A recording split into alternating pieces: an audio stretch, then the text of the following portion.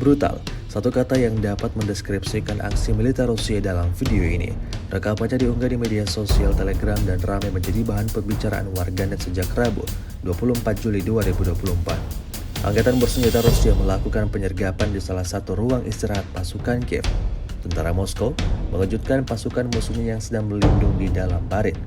Tanpa buang-buang waktu, pasukan Rusia langsung memberikan serangan yang tak terduga, menembak tentara Ukraina pada bagian wajahnya.